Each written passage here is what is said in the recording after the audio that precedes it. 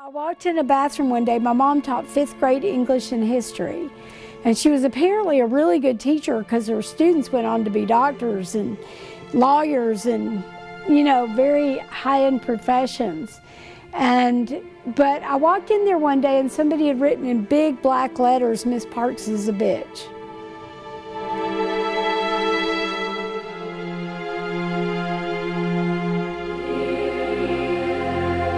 I've had my job for 14 years. I started out at the old school and moved over here when this school was built, so 14 years.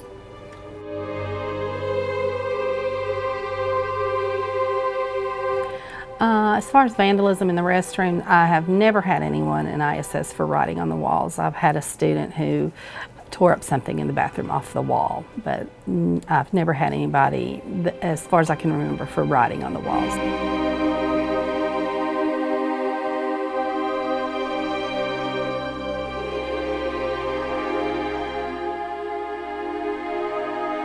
Well, ever since the beginning of time, when you look at cave art, it kind of reminds me of cave art.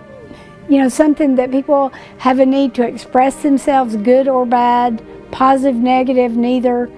The bathrooms at this school are disgusting. So I don't like going to the bathroom at school because number one, it smells terrible. Number two, there's penises on the wall. I really hate the school bathrooms because they're just really gross and unsanitary, and it's just really surprising.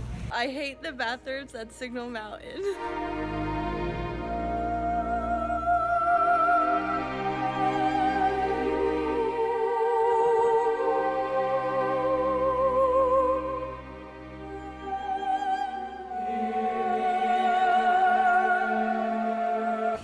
The following is a paraphrased quote from Mrs. Pritchard.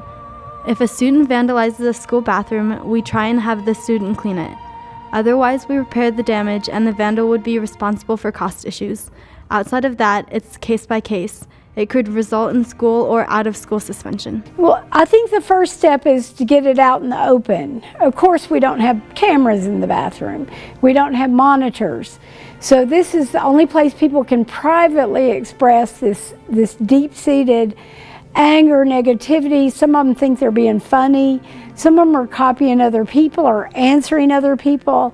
I think the first thing to do is talk about it a little bit and find out why, and let them know some of the trusted teachers have their channels open, that if somebody wants to tell them about it, they're open to hearing it without dire repercussions, but with maybe sort of redirecting that energy. I think we could start with 6th grade talking about cave art. Then we'll ease into talking about bathrooms and how, if you're going to draw on walls, do it well. And we may take a walk around the building and talk about which murals we like and which ones we think are really bad. Yeah. Because they're not all good. There are some that are really bad. And then we might step into the bathrooms. So what's this? Yeah.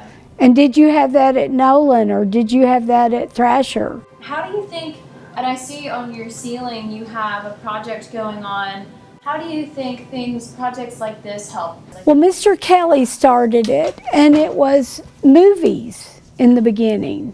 It expanded to people wanting to paint something really incredibly moving on the ceiling. And even the kids that weren't the best students could do that, because if they had to meet a requirement, they had to get a certain amount of work done.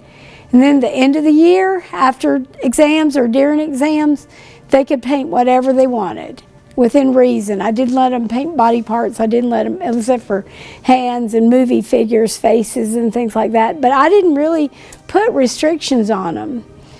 But they knew, you know, they would do a sketch and we'd say, yeah, that'd be fantastic.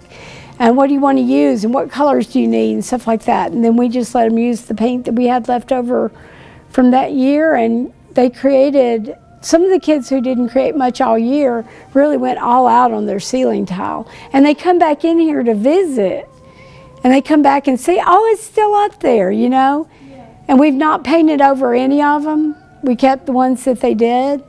And I love it, because when the 6th graders come in here, they know they're coming in a place where they're going to love doing art.